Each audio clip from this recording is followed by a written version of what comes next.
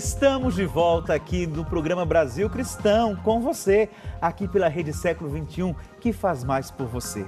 E hoje nós temos um tema estupendo, que toca a todos nós cristãos católicos e cristãos não católicos. Todos nós somos interessados nessa palavra conversão. E o nosso convidado de hoje é o Fernando Nascimento, assessor aqui da Associação do Senhor Jesus, assessor de projetos, que tem uma coluna na revista Brasil Cristão, que traz o nome Católicos Voltem para Casa. Nós estamos vendo aqui histórias maravilhosas de conversões. E você, o que está achando do nosso programa? Liga para nós, eu quero ouvir a sua opinião, eu quero ouvir a sua pergunta. O Fernando está aqui para responder a você aquelas questões que você em casa ficou na dúvida ou que necessita saber mais. Também quero agradecer já no início desse nosso bloco aos novos sócios, às novas pessoas que decidiram assumir esse caminho de evangelização. Ao Bruno Antônio Martins de Arthur Nogueira, São Paulo, a Maria de Lourdes Bazo Ferreira de Conchas, também estado de São Paulo, a Geralda Bento de Andrade de Muriaé, Minas Gerais, e também a Vera Lúcia de Carvalho de Teresópolis, no Rio de Janeiro. Essas pessoas já receberão neste mês de setembro a revista Brasil Cristão. Essa que vai com a capelinha para que você faça a nossa campanha dos 13 anos das mãos ensanguentadas de Jesus. E agora vamos ver mais mural dos nossos sócios?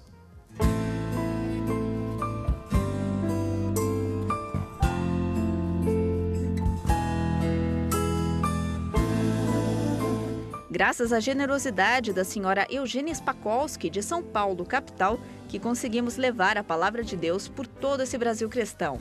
Seja você também um sócio evangelizador dessa obra.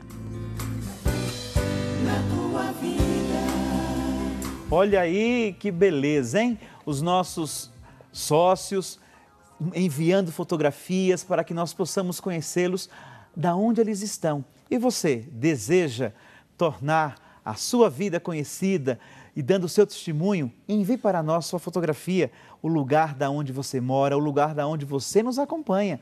Você manda pelo nosso endereço eletrônico brasilcristão@rs21.com.br. E nós continuamos aqui com o Fernando Nascimento, nosso convidado de hoje, com o tema Histórias de Conversão.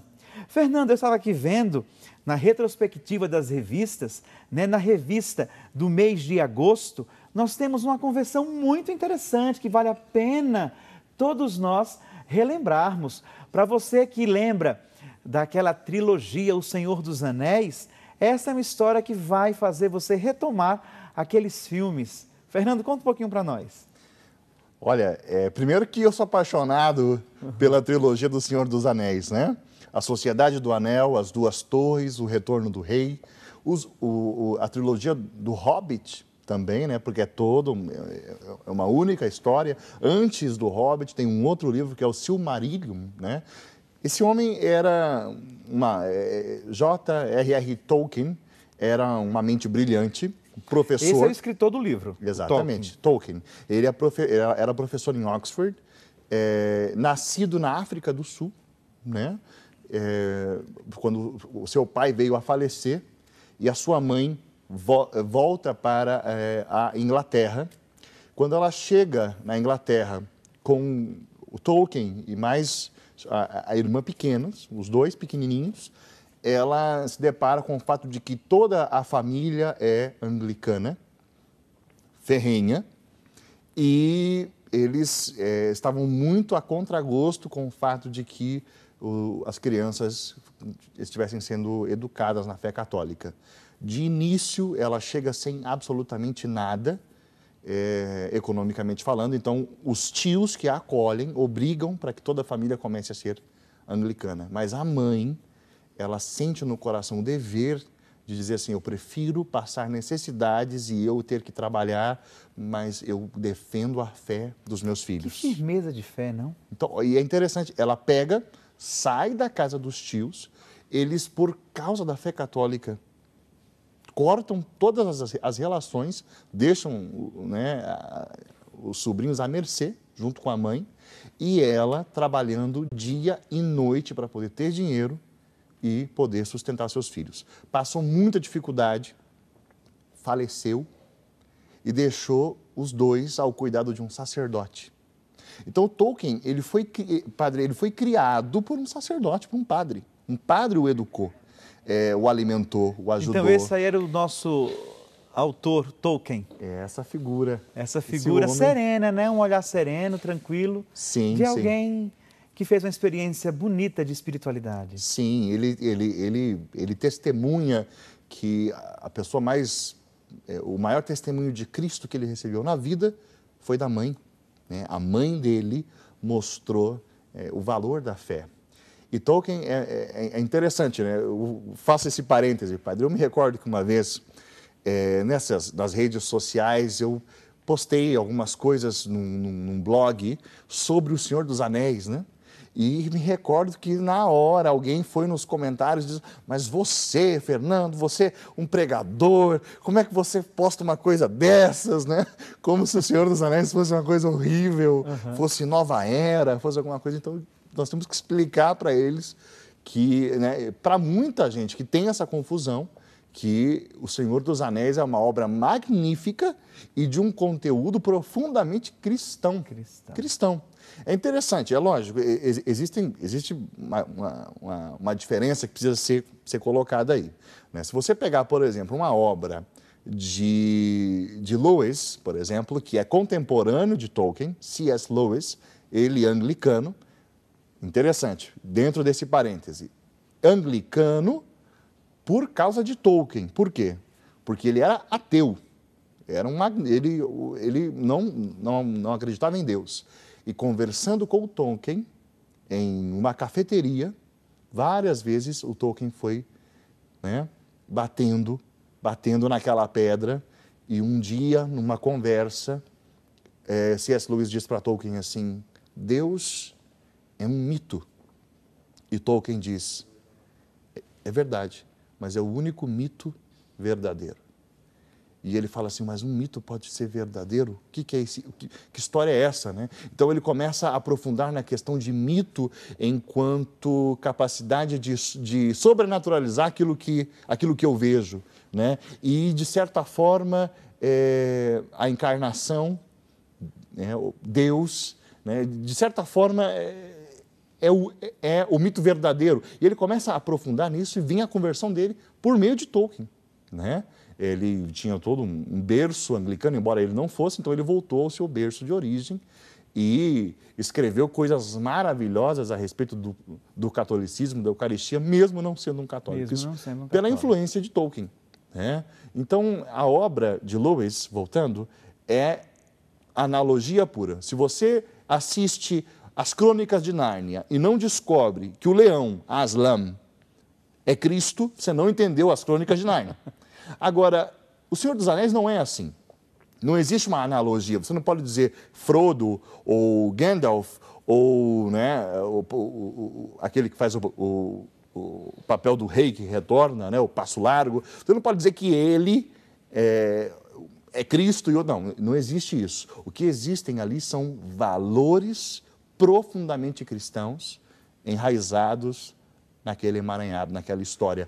Cada um deles exerce, às vezes, um papel de pontífice. Às vezes Gandalf, às vezes Frodo. Frodo, o menor de todos, que tem que carregar o peso e levar o peso sobre si e destruir o anel, né? Naquele lugar incandescente, naquela montanha de fogo. Como Tolkien ele consegue passar os conceitos cristãos, né, de uma maneira artística, cinematográfica. Exato. Né, algo que não é muito fácil de fazer. Não, para gênio, né? Você pega a obra dele, você vê que ele criou uma língua, né? A língua élfica, ele criou todas as personagens, ele imaginou um mundo pré-cristão, uma obra fenomenal. E ele diz, inclusive está aí no artigo: pelos meus escritos você vai saber que eu sou cristão, católico, romano. Né? Ele deixa, lendo as minhas coisas, você vai perceber que eu sou católico romano. Olha, que história magnífica. E o que me impressiona muito, Fernando, é que muitas vezes nós que estamos dentro da própria igreja, vivenciando o cristianismo, algumas vezes não temos essa profundidade de fé. Né? Nós não saímos, não deixamos, mas muitas vezes não temos as convicções que tais pessoas tiveram. A que isso pode se arremeter? Que motivos podem levar uma pessoa cristã católica praticante a não ter um testemunho de fé? Padre, eu acredito que o próximo testemunho aí da revista anterior que nós vamos falar, eu acho que esse testemunho que nós vamos tocar responde essa questão.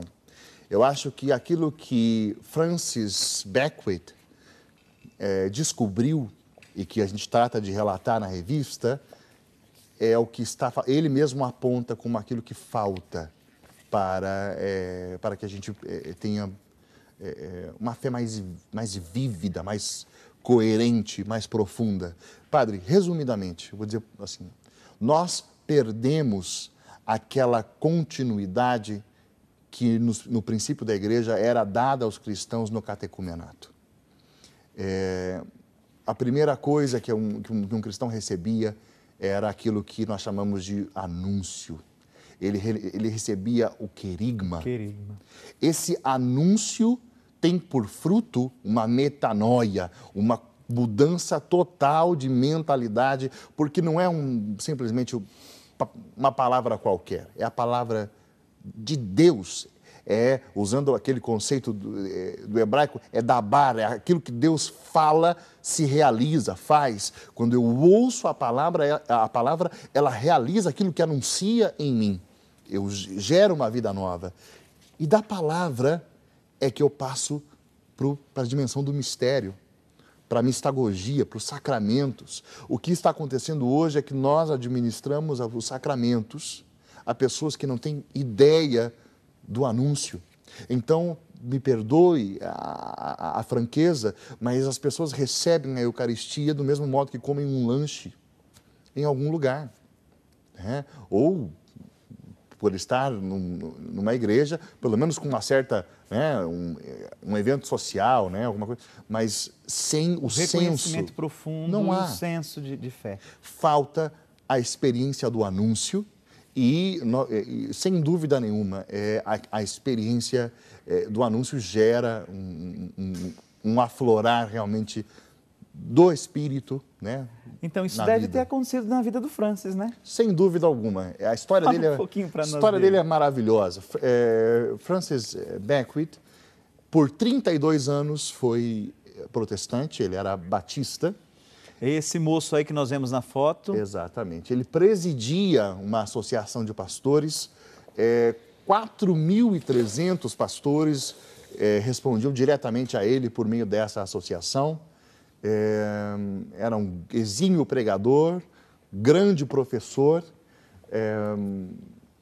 até que em 2007 ele deu um passo e junto com a sua esposa foi recebido na Igreja Católica. Quando ele foi recebido na Igreja Católica, metade, ou grande parte, mais da metade, vamos colocar assim, dos seus amigos não somente cortaram relações com ele, senão também demonstraram tremenda hostilidade com ele. Inclusive, ele conta que até hoje ele recebe muitos e-mails, às vezes até ofensivos, por causa desse passo.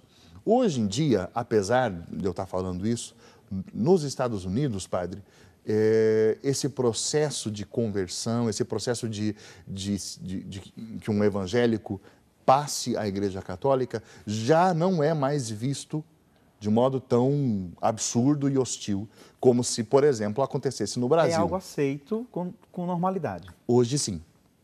Hoje já é algo muito mais, algo muito mais tranquilo, até porque existe nos Estados Unidos, pela graça de Deus, uma onda de gente voltando para a Igreja Católica, que é algo tremendo, é algo maravilhoso. E todos eles contam o que Francis Beckwith conta. Olha só, ele, estudioso da Sagrada Escritura, ficou apaixonado por alguns livros, dentre eles um livro de um camarada chamado Joseph Ratzinger, né? Nosso Papa Emérito Bento XVI, e o Papa colocou Francis Beckwith na esteira dos padres da igreja. Então, quando ele começou a estudar os padres da igreja, quando ele começou a deparar a Sagrada Escritura, diante daqueles que foram os primeiros a receber a Sagrada Escritura, e ele começa a ver que esses padres da igreja começam a falar de Eucaristia, que esses padres da igreja falam de liturgia, que esses padres da igreja falam da comunhão dos santos, da intercessão da Virgem Maria, a tradição, né? Quando eles querem afirmar algo, eles usam um princípio chamado princípio de catena, né? Fulano aprendeu de Ciclano, que aprendeu de Beltrano, e eles vão nessa catena, nessa cadeia, até chegar a um dos apóstolos. Ou seja, esse senso da tradição, da apostolicidade da igreja, ele começou a ver isso nos padres, e isso o aproximou da Igreja Católica. Ele começou a olhar a Igreja Católica com bons olhos. Até que em 1999, a Igreja Católica, junto com a Igreja Luterana, escreve a declaração conjunta. Quando vem a declaração conjunta sobre a justificação, aliás, quem nunca leu essa declaração, né, padre? Você tem que ler, precisa ler, né? É fantástica. Faço um parêntese para dizer que, recentemente, um bispo da igreja anglicana, que é falecido, mas faleceu recentemente, era grande amigo do Papa Francisco, Tony Palmer. Esses vídeos estão no YouTube para quem quiser ver. Tony Palmer diz o que foi o motivo da conversão desse nosso amigo Francis Beckwith. Tony Palmer diz assim: se o nosso problema original era a questão da justificação, esse problema não existe mais. Então, o protestantismo não tem por que mais existir. Nós temos que nos reconciliar. E ele dizia assim: a vinda de Jesus foi antecedida por João Batista, e João Batista era o profeta da reconciliação. Em nossos tempos, a vinda de Cristo é antecedida por um espírito de reconciliação. E ele foi ao Papa Francisco várias vezes e era um grande propagador desse desejo de reaproximação dessas tradições cristãs. É algo maravilhoso. Francis Beckwith viveu isso. Ele se apaixonou primeiro pelos padres, viu tudo, se aproximou de novo da igreja, e quando ele leu a declaração, ele disse... Fala um pouquinho, para que nosso pessoal entenda, um pouquinho o que é os padres da igreja. Ah, claro, né? Padres da igreja não é no sentido de padre, né, de ordem, de sacramento da ordem, não. Padres da igreja são figuras notáveis da igreja dos primeiros séculos, tanto do Oriente quanto do Ocidente, né? São chamados de padres no sentido de pais, né? Porque foram pessoas que, no seu tempo, marcaram, foram verdadeiras colunas da fé, né? Elaboraram, né, a teologia, Exatamente. Tudo aquilo que nós temos hoje como herança. Exatamente, de modo principal, né? Então, voltando ali, foi basicamente isso. Ele percebeu que se o tema da justificação estava resolvido, ele não tinha mais motivos para não voltar à igreja histórica, né? Então, ele dá esse passo junto com a sua esposa e diz assim: olha, eu sinto que se eu dissesse não a esse retorno à igreja, eu estaria dizendo não àquele que edificou a igreja. É uma declaração muito bonita, não só bonita, mas muito forte, né? Porque reconhecendo que a igreja é de fato o próprio Cristo. Exato. A igreja pertence a Cristo e ele reconhece isso através da sua experiência de fé. Exato. Mas que história bonita do Francis aqui. E você que está nos acompanhando aí em casa, o que está achando desse nosso tema e dessas explanações aqui no nosso querido Fernando, que hoje vem trazer para nós histórias verdadeiras de pessoas que voltaram à comunhão com a igreja, que retornaram ao seio cristão. Nós queremos a sua participação, a sua opinião. Vamos fazer um breve intervalo e voltamos em instantes.